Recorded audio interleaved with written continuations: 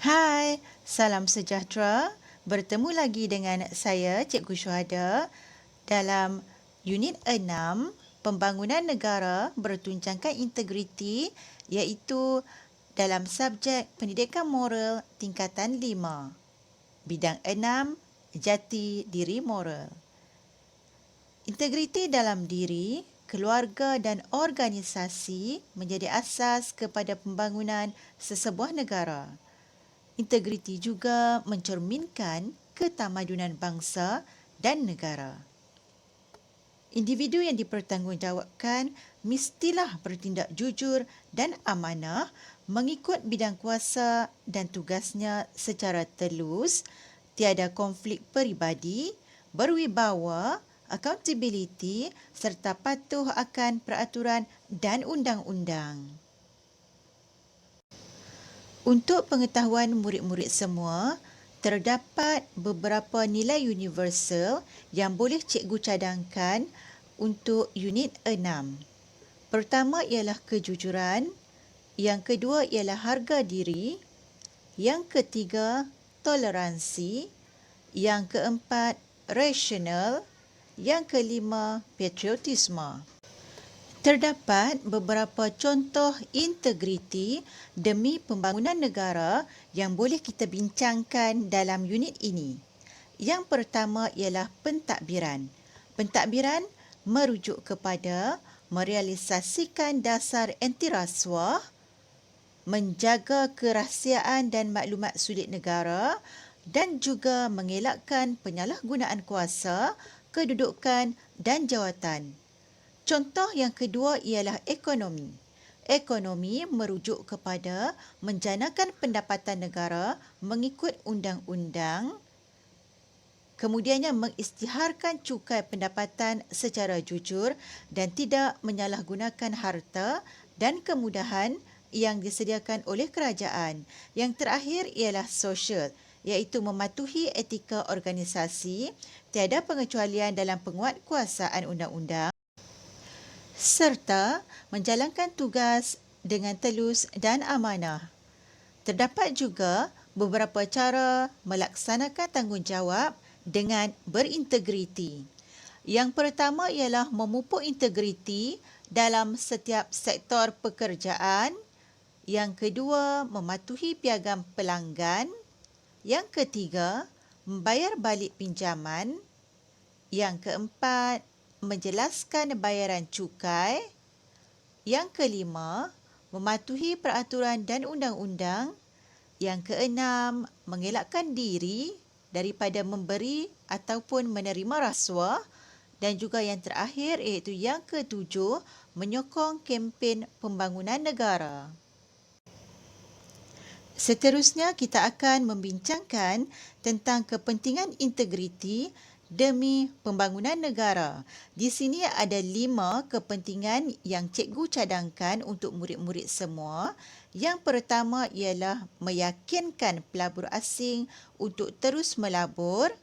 Yang kedua, menegakkan keadilan dalam kalangan rakyat.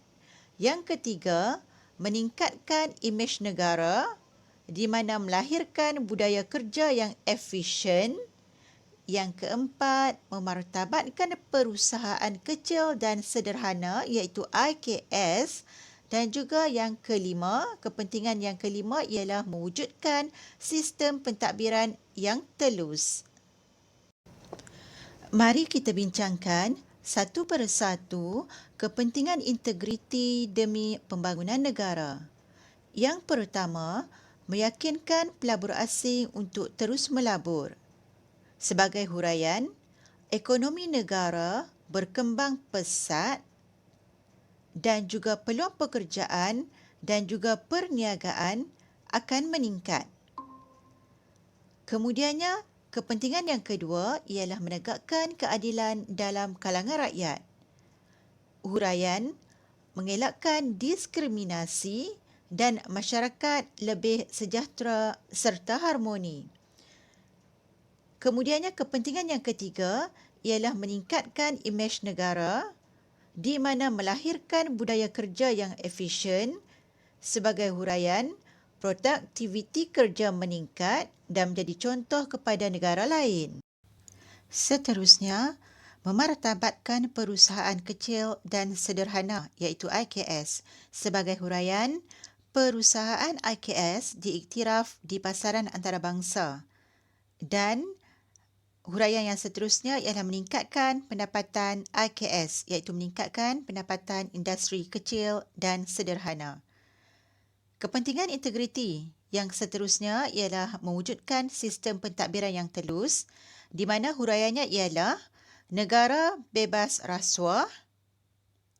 Huraian yang seterusnya, pentadbiran yang lebih sistematik dan juga huraian yang ketiga adalah keyakinan rakyat semakin meningkat. Dalam membincangkan tentang pembangunan negara bertunjangkan integriti, terdapat beberapa implikasi perbuatan tidak berintegriti kepada pembangunan negara. Yang pertama ialah kadar jenayah dan gejala sosial meningkat. Kedua, pergolakan politik. Ketiga, ketenteraman dan keharmonian serta imej negara terjejas. Keempat, kadar jenayah dan gejala sosial meningkat. Yang kelima, kegiatan rasuah berleluasa. Keenam, pelabur asing hilang kepercayaan terhadap negara. Yang ketujuh, campur tangan pihak luar dalam pentadbiran negara. Yang ke-8, pembangunan dan ekonomi negara terjejas.